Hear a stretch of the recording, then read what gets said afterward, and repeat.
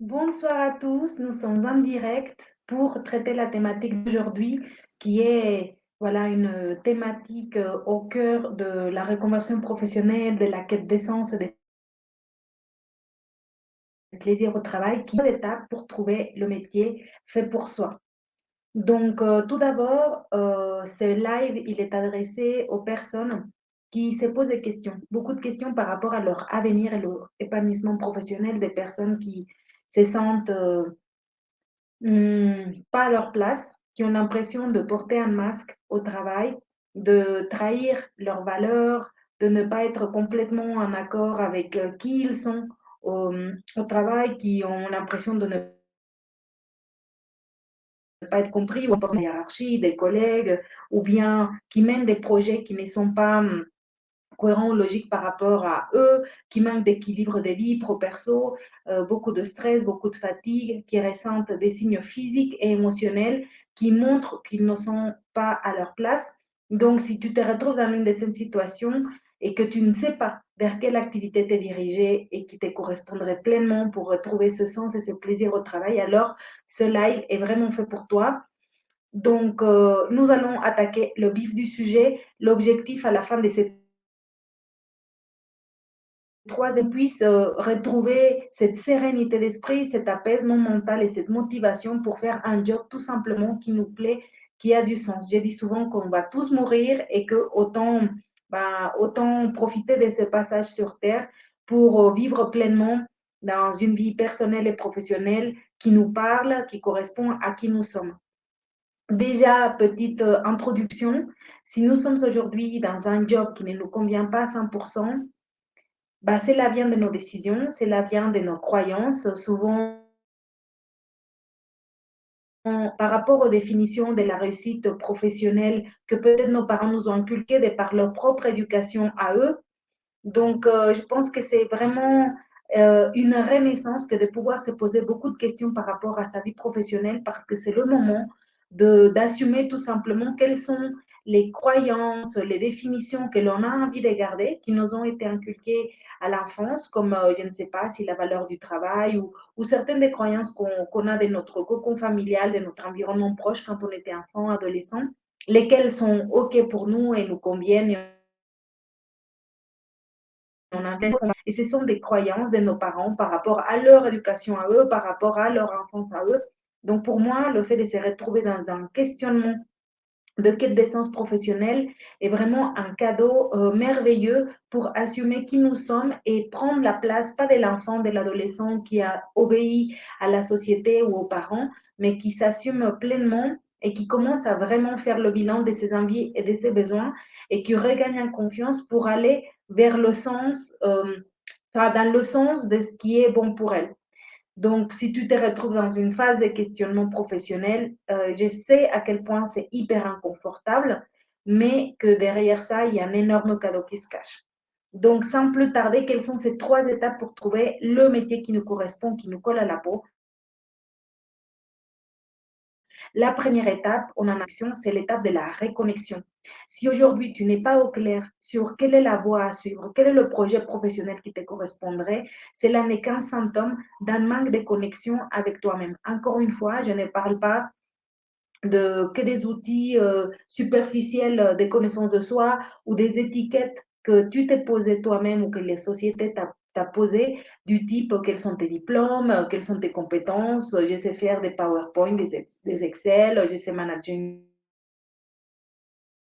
réunion. C'est là, de ces étiquettes, qui es-tu quand tu es dans ton plein potentiel, quand tu es en pleine énergie, quand tu es dans ta zone de génie, quand c'est facile pour toi, quand ça te plaît.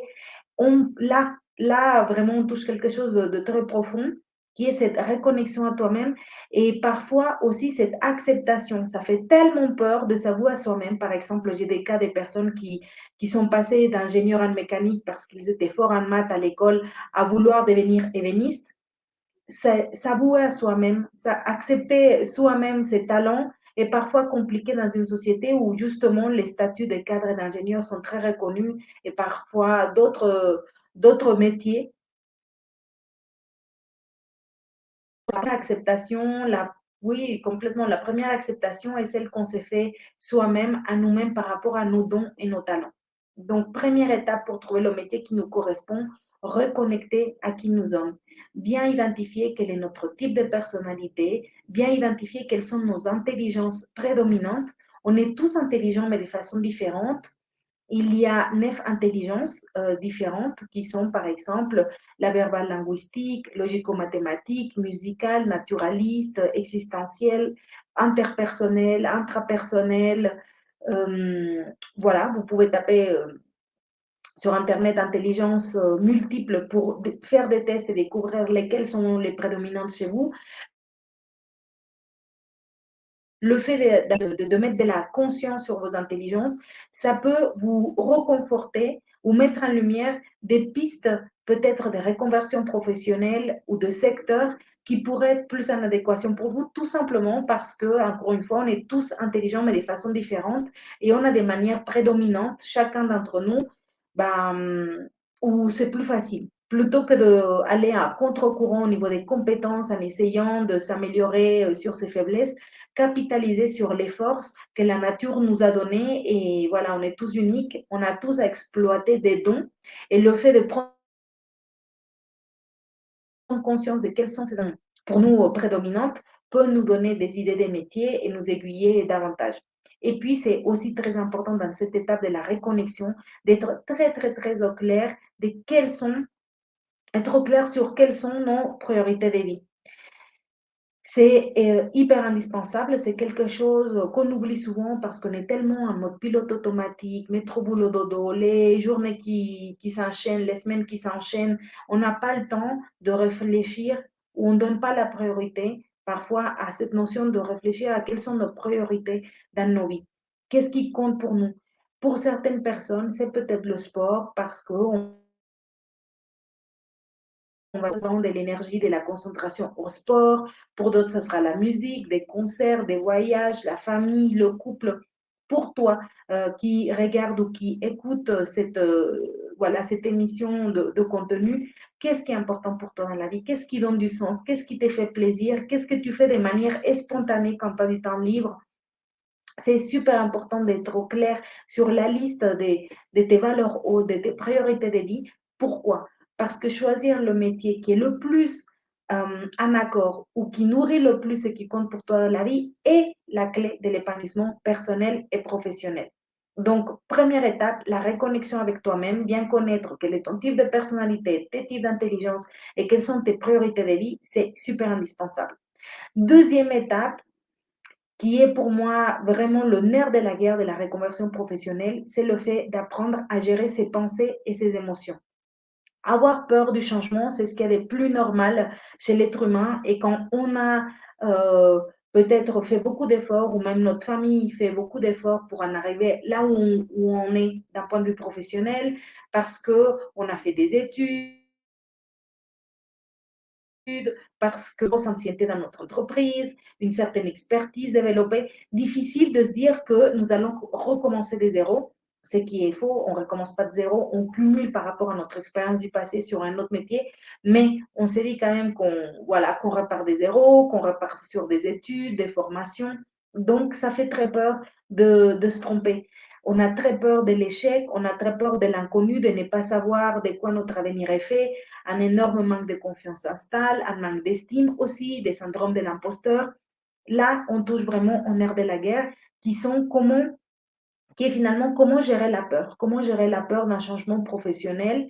Et, euh, et j'ai fait un live là-dessus la semaine dernière, mais pour vous dire comment on fait, ben, c'est vraiment de savoir gérer ses pensées. Une émotion est précédée par une pensée. Il est impossible d'avoir peur si on a des émotions qui génèrent par exemple la joie, si on pense à la naissance de notre enfant, si on pense je ne sais pas, un paysage idyllique qui nous apaise. En tout cas, voilà, une pensée donne comme conséquence une émotion. Donc, si on ne veut pas ressentir une certaine peur, il est important d'apprendre à se concentrer sur des pensées qui nous sont utiles et qui nous aident à avancer plutôt que des pensées qui nous sabotent et qui nous freinent. Donc, comment gérer ces émotions? C'est en gérant Ces pensées, c'est quelque chose qui s'apprend, qui se pratique. Il y a des outils pour ça. Malheureusement, ce n'est pas si compliqué. Souvent, on me dit, quand je partage l'outil de comment gérer ses peurs, comment gérer ses pensées, on me dit, mais c'est si simple que ça. Bah oui, j'aimerais, enfin, ou peut-être qu'on s'est dit qu'il va falloir marcher sur des charbons ou prendre des comprimés, j'en sais rien, enfin, quelle méthode compliquée pour apprendre à gérer ses pensées et ses peurs. Et c'est simple, mais ce n'est pas facile parce que ça demande de la concentration, ça demande de se focaliser, exactement, vraiment de la concentration et de se focaliser sur les pensées qui nous ôtent plutôt que celles qui nous sabotent. Et c'est pas une question, c'est une question de concentration. Je sais que les personnes qui regardent ou qui écoutent en ce moment ce live sont, voilà, savent gérer des projets, sont de très bons conseils, et cetera. Mais le plus important, c'est de commencer à appliquer soi-même ses limites envers soi-même pour ne pas se faire du mal, pour ne pas se freiner dans ses projets. Donc effectivement, voilà, la deuxième étape pour trouver le métier qui nous correspond est d'apprendre à lever les barrières mentales que l'on se met soi-même. Du type, je suis trop vieux, je suis trop jeune, j'ai pas assez d'argent, j'ai pas assez de temps, et c'est sûr qu'en étant exemple entrepreneur, et je vais travailler beaucoup, et je sais sûr qu'en allant dans un métier artistique, des danses, etc., je vais gagner moins d'argent, et puis c'est sûr que dans la ville où j'habite, je rêve, etc., etc. En fait, on se met une quantité de barrières mentales qui nous empêchent de passer à l'action. Et c'est quoi passer à l'action? C'est d'enquêter auprès des personnes qui exercent déjà les métiers qui nous intéressent, finalement, comment est leur quotidien, de quoi est composé leur quotidien, qu'est-ce qu'ils font, quelle formation ils ont faite pour en arriver là, quel est leur niveau de revenus, leur niveau d'horaire, et finalement poser aussi les bonnes questions à ces professionnels par rapport à vos priorités de vie. Si pour vous c'est très important de voyager ou la famille, ça va être important de poser des types de questions. Est-ce que dans ces métiers il est possible de voyager? Est-ce que dans ces métiers il est possible d'aller chercher ses enfants à la crèche, etc. Donc cette deuxième étape, c'est tout simplement mettre à l'épreuve les pistes auxquelles on réfléchit et apprendre à gérer ses pensées et ses émotions. Donc, on est là vraiment sur le gros de la reconversion professionnelle. Et tout ce premier processus de reconnexion et de mise à l'épreuve des pistes professionnelles prend environ 7 semaines. C'est extrêmement rapide, étant donné, enfin, à vous de vous poser la question depuis combien de temps je sens que je suis pas à ma place, je me pose des questions sur le fait d'exercer un métier vraiment qui me colle à la peau. Pour beaucoup, ça se compte en mois, voire en années. Donc, le fait de se dire qu'en 7 semaines, il est tout à fait possible de trouver une clarté, une motivation, un sens, un cap à se donner pour sa vie personnelle et professionnelle qui nous correspond, qui nous remet des lumières dans les yeux et qui nous apaise le mental, nous donne une sérénité. Moi, je suis épatée par la rapidité et ça provient que ce n'est pas qu'en réfléchissant qu'on avance. C'est vraiment beaucoup, beaucoup, beaucoup, beaucoup, beaucoup dans l'action. On réfléchit plus qu'on agit et l'idée, c'est d'inverser un petit peu la tendance et d'agir plus, réfléchir un petit peu moins, même quand même intelligemment, en se posant les bonnes questions, mais se dire juste, ah, je vais réfléchir, je vais voir ce que je vais faire, etc., c'est le meilleur moyen de prendre du temps à avoir les résultats que l'on veut. C'est vraiment dans l'action que ça se passe. Donc, en cette semaine, on a une clarté.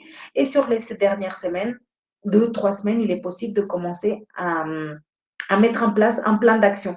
Une fois qu'on sait où on va, pourquoi on y va, deuxième étape, comment on y va? Est-ce que je démissionne? Est-ce que je négocie une rupture conventionnelle? Est-ce que je monte un dossier d'émission reconversion? Est-ce que je dois me former? Si oui, comment? Par quel organisme? Est-ce qu'il y a des aides à la création d'entreprise? Est-ce que justement, il n'y a pas besoin de me former et c'est juste une question de réseau, des CV, des motivations? Est-ce que je fais appel à un incubateur? Est-ce que je fais appel à un mentor, etc. Bref, la partie comment est beaucoup plus simple à partir du moment où le pourquoi est clair. Si tu sais pourquoi le changement doit se mettre en place, si tu sais que d'ici un an, tu vas juste aller de pire en pire et que tu n'as pas envie de te dire d'ici un an, j'ai perdu un an encore à rester dans un job qui ne me convient plus à 100% et que tu as un pourquoi qui est assez fort, qui peut être tout simplement de l'évitement par rapport à cette destinée que tu ne veux pas avoir, alors on se met en action du plan d'action vraiment coule de source. Le plus dur est passé. Donc voilà pour les 3 étapes. Je récapitule. Première étape, une étape de reconnexion. Deuxième, une étape de transformation de tes pensées, de tes croyances, de tes barrières mentales et une mise à l'épreuve des pistes professionnelles que tu explores pour ensuite passer au plan d'action. Euh, j'ai créé une méthodologie qui n'est pas en 3 étapes, c'est un peu plus étayé, une méthode qui s'appelle Clarté, du coup en 6 étapes, qui permet justement de passer de je me sens perdu, je me sens pas épanouie, je me pose beaucoup de questions depuis plusieurs mois, voire années sur le fait d'être au bon endroit à j'ai une clarté. Cette méthodologie, elle prend 10 semaines et te permet à la fin de ces 10 semaines de tout simplement avoir cette clarté sur le métier qui te correspond et un plan d'action pour pouvoir le mener sur cette année 2023. Si tu as envie de savoir quelles sont ces 6 étapes, je t'invite à rejoindre le groupe Facebook Reconversion réussie et dans les posts qui sont épinglés, tu as le lien de la vidéo qui explique quelles sont ces 6 étapes. Et si tu veux aller plus loin et de manière plus personnalisée, je t'invite également à prendre un rendez-vous gratuit avec moi. C'est complètement sans engagement, comme je disais tout à l'heure, offert, gratuit, etc. Et l'objectif, c'est tout simplement de pouvoir échanger ensemble, que tu me partages quelle est ta situation professionnelle actuelle, qu'est-ce qui fonctionne, qu'est-ce qui ne fonctionne pas, que je puisse connaître un peu plus sur toi pour justement faire un diagnostic et pouvoir t'aiguiller sur la meilleure solution qui, à mon sens, te permettrait d'avancer pour avoir une vie professionnelle et personnelle épanouissante, de par mon expérience pour avoir accompagné plus de 120 ingénieurs et cadres à trouver le métier qui leur correspond et moi-même passer par ce processus. Donc, avec grand plaisir, je mettrai dans les commentaires le lien pour prendre rendez-vous avec moi. Donc, tu peux choisir le créneau de 15 minutes qui te convient le plus. Et puis, bah, j'ai de reconversion réussie. Si tu as envie qu'on traite de certains sujets, bah, je te prie de m'envoyer un message pour me partager quelles sont les thématiques que tu aimerais aborder. Et voilà, sur ce, je te souhaite une excellente semaine et je te remercie beaucoup de ta présence et de ton écoute. Je t'embrasse. Ciao.